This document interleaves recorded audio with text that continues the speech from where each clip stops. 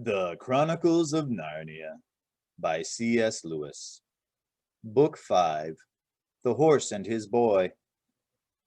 Chapter 4. Shasta falls in with the Narnians. At first, Shasta could see nothing in the valley below him but a sea of mist with a few domes and pinnacles rising from it. But as the light increased and the mist cleared away, he saw more and more. A broad river divided itself into two streams, and on the island between them stood the city of Tashban, one of the wonders of the world. Round the very edge of the island, so that the water lapped against the stone, ran high walls, strengthened with so many towers that he soon gave up trying to count them. Inside the walls, the island rose in a hill, and every bit of that hill, up to the Tisrock's palace and the great temple of Tash at the very top, was completely covered with buildings. Terrace above terrace, street above street, zigzag roads or huge flights of steps bordered with orange trees and lemon trees, roof gardens, balconies, deep archways, pillared colonnades, spires, battlements, minarets, pinnacles. And when at last the sun rose out of the sea and the great silver-plated dome of the temple flashed back its light, he was almost dazzled. "Get on, Shasta," Bree kept saying. The riverbanks on each side of the valley were such a mass of gardens that they looked at first like forest, until you got closer and saw the white walls of innumerable houses peeping out from behind the trees. Soon after that, Shasta noticed the delicious smell of flowers and fruit. About 15 minutes later, they were down among them, plodding on a level road with white walls on each side and trees bending over the walls. "I say," said Shasta in an odd voice, "this is a wonderful place." "I dare say," said Bree, "but I wish we were safely through it and out of the other side. Narnia and the north." At that moment, a low, throbbing noise began, which gradually swelled louder and louder, till the whole valley seemed to be swaying with it. It was a musical noise, but so strong and solemn as to be a little frightening. "That's the horns blowing for the city gates to be open," said Bree. "We shall be there in a minute. Now, Aravis, do droop your shoulders a bit and step heavier and try to look less like a princess. Try to imagine you've been kicked and cuffed and called names all your life." "If it comes to that," said Aravis, "what about you drooping your head a bit more and arcing your neck a bit less and trying to look less like a warhorse?" "Hush," said Bree. "Here we are." And there they were. They had come to the river's edge, and the road ahead of them ran along a many-arched bridge. The water danced brightly in the early sunlight. Away to their right, near the river's mouth, they caught a glimpse of ships' masts. Several other travelers were before them on the bridge, mostly peasants driving laden donkeys and mules or carrying baskets on their heads. The children and horses joined the crowd. "Is anything wrong?" whispered Shasta to Aravis, who had an odd look on her face. "Oh, it's all very well for you," whispered Aravis rather savagely. "What would you care about Tashban? But I ought to be riding in on a litter with soldiers before me and slaves behind, and perhaps going to a feast in the Tisrock's palace, may he live forever. Not sneaking in like this. It's different for you." Shasta thought all this very silly. At the far end of the bridge, the walls of the city towered high above them, and the brazen gates stood open in the gateway, which were really wide, but looked narrow because it was so very high.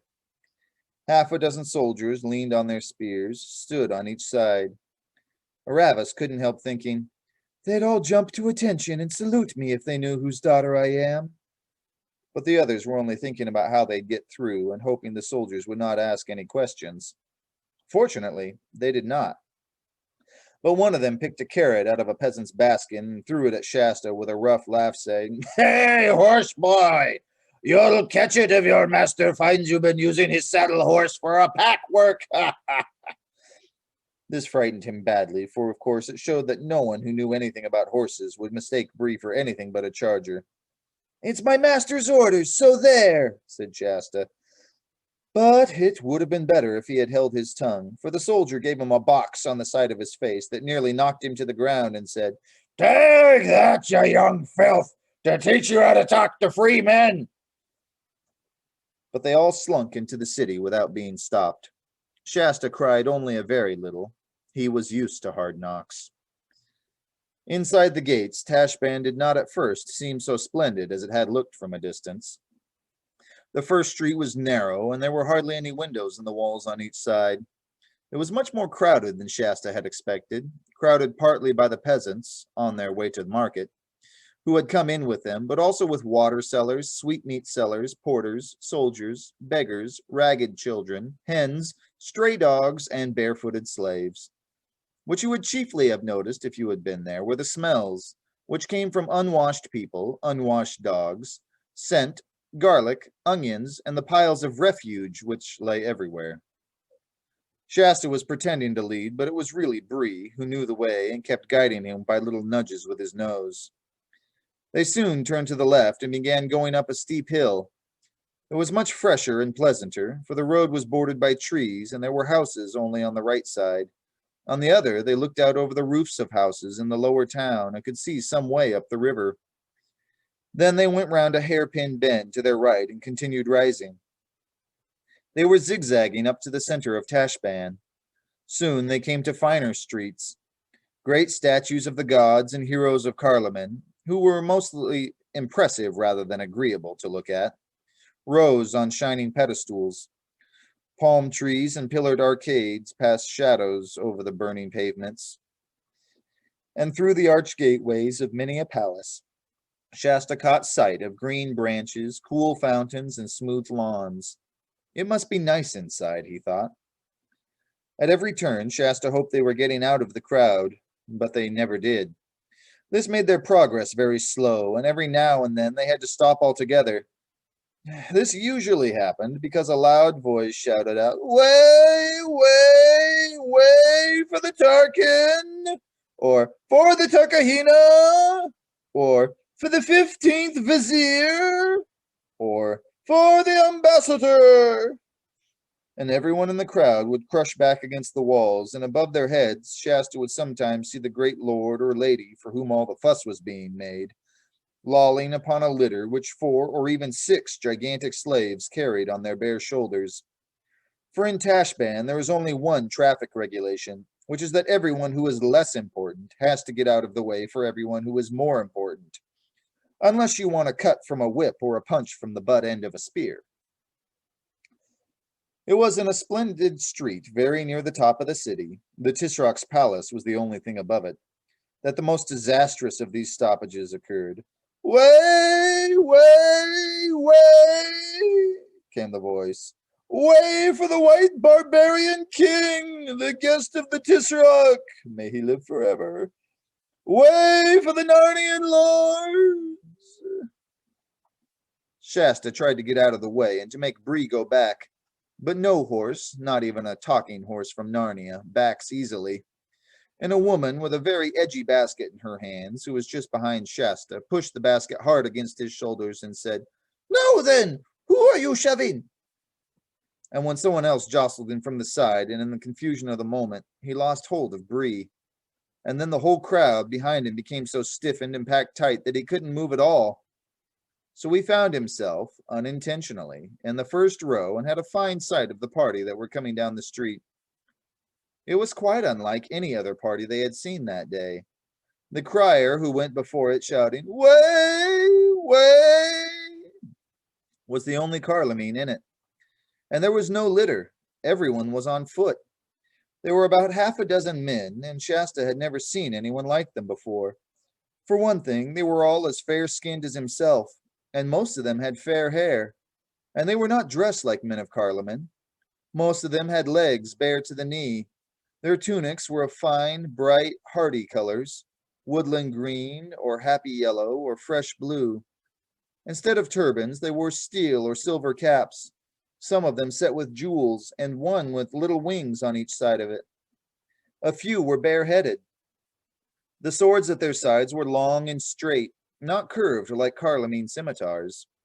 And instead of being grave and mysterious like most Carlomans, they walked with a swing and let their arms and shoulders go free and chatted and laughed. One was whistling. You could see that they were ready to be friends with anyone who was friendly and didn't give a fig for anyone who wasn't. Shasta thought he had never seen anything so lovely in his life. But there was no time to enjoy it, for at once a really dreadful thing happened. The leader of the fair-haired men suddenly pointed at Shasta and cried out, "There he is! There's our runaway!" and seized him by the shoulder. Next moment he gave Shasta a smack. Not a cruel one to make you cry, but a sharp one to let you know you were in disgrace, and added, shaking, "Shame on you, my lord! Fie for shame! Queen Susan's eyes are red with weeping because of you. What? Truant for a whole night? Where have you been?" Shasta would have darted under Bree's body and tried to make himself scarce in the crowd if he had had the least chance. But the fair-haired men were all round him by now, and he was held firm. Of course, his first impulse was to say that he was only poor Arish, the fisherman's son, and that the foreign lord must have mistaken him for someone else. But then, the very last thing he wanted to do in that crowded place was to start explaining who he was and what he was doing. If he started on that, he would soon be asked where he had got his horse from and who Aravis was, and then goodbye to any chance of getting through Tashban. His next impulse was to look at Bree for help, but Bree had no intention of letting all the crowd know that he could talk, and stood looking just as stupid as a horse can. As for Aravis, Shasta did not even dare to look at her for fear of drawing attention, and there was no time to think, for the leader of the Narnians said at once, "Take one of his little lordship's hands, Peridane, on your courtesy, and I'll take the other. And now on! Our royal sister's mind will be greatly eased when she sees our youngest scapegrace safe in our lodging." And so, before they were halfway through Tashban, all their plans were ruined. Without even a chance to say goodbye to the others, Shasta found himself being marched off among strangers and quite unable to guess what might be going to happen next. The Narnian king, for Shasta began to see by the way the rest spoke to him that he must be a king, kept on asking him questions: where he had been, how he had got out, what he had done with his clothes, and didn't he know that he had been very naughty. Only the king called it not instead of naughty. And Shasta said nothing in answer, because he couldn't think of anything to say that would not be dangerous. "What? All mum?" asked the king. "I must plainly tell you, prince, that this hangdog silence becomes one of your blood even less than the scrape itself. To run away might pass for a boy's frolic with some spirit in it, but the king's son of Archenland should avouch his deed, not hang his head like a Carloman slave." This was very unpleasant, for Shasta felt all the time that this young king was the very nicest kind of grown-up and would have liked to make a good impression on him. The strangers led him, held tightly by both hands, along a narrow street and down a flight of shallow stairs, and then up another to a wide doorway in a white wall with two tall, dark cypress trees, one on each side of it. Once through the arch, Shasta found himself in a courtyard, which was also a garden. A marble basin of clear water in the center was kept continually rippling by the fountain that fell into it. Orange trees grew round it out of the smooth grass, and the four white walls which surrounded the lawn were covered with climbing roses. The noise and dust and crowding of the streets seemed suddenly far away. He was led rapidly across the garden and then into a dark doorway. The crier remained outside. After that, they took him along a corridor, where the stone floor felt beautifully cool to his hot feet, and up some stairs. A moment later, he found himself blinking in the light of a big, airy room with wide open windows, all looking north so that no sun came in. There was a carpet on the floor, more wonderfully colored than anything he had ever seen, and his feet sank down into it as if he were treading on thick moss. All round the walls were low sofas with rich cushions on them, and the room seemed to be full of people. Very queer people, some of them, thought Shasta, but he had no time to think of that before the most beautiful lady he had ever seen rose from her place and threw her arms round him and kissed him, saying, "Oh, Corin, Corin, how could you? And thou and I such close friends ever since thy mother's died. And what should I have said to thy royal father if I came home without thee? Would have been a cause almost of war between Archenland and Narnia, which are friends time out of mind. It was not, playmate, very not of thee to use us so." "Apparently," thought Shasta to himself, "I'm being mistaken for a prince of Archenland, wherever that is, and these must be Narnians. I wonder where the real Corin is." But these thoughts did not help him say anything out loud. Where hast been, Corin? Said the lady, her hands still on Shasta's shoulders. I don't know, stammered Shasta. There it is, Susan, said the king. I could get no tale out of him, true or false. Your Majesties, Queen Susan, King Edmund, said a voice. When Shasta turned to look at the speaker, he nearly jumped out of his skin with surprise, for this was one of those queer people whom he had noticed out of the corner of his eye when he first came into the room. He was about the same height as Shasta himself. From the waist upwards, he was like a man, but his legs were hairy like a goat's, and shaped like a goat's, and he had goat's hooves and a tail. His skin was rather red, and he had curly hair and a short pointed beard and two little horns. He was, in fact, a faun, which is a creature Shasta had never seen a picture of or even heard of. And if you've read a book called The Lion, the Witch, and the Wardrobe, you may like to know that this was the very same faun, Tumnus by name, whom Queen Susan's sister Lucy had met on the very first day when she found her way into Narnia. But he was a good deal older now, for by this time Peter and Susan and Edmund and Lucy had been kings and queens of Narnia for several years. Your Majesties, he was saying, His little Highness has had a touch of the sun. Look at him. He is dazed. He does not know where he is. Then, of course, everyone stopped scolding Shasta and asked him questions, and he was made much of and laid on a sofa, and cushions were put under his head, and he was given iced sherbet in a golden cup to drink, and told to keep very quiet. Nothing like this had ever happened to Shasta in his life before. He had never even imagined lying on anything so comfortable as that sofa or drinking anything so delicious as that sherbet. He was still wondering what had happened to the others and how on earth he was going to escape and meet them at the tombs, and what would happen when the real Corin turned up again. But none of these worries seemed so pressing now that he was comfortable, and perhaps later on there would be nice things to eat. Meanwhile, the people in that cool, airy room were very interesting. Besides the faun, there were two dwarfs, a kind of creature he had never seen before, and a very large raven. The rest were all humans, grown-ups, but young, and all of them, both men and women, had nicer faces and voices than most Carlomenes. And soon Shasta found himself taking an interest in their conversation.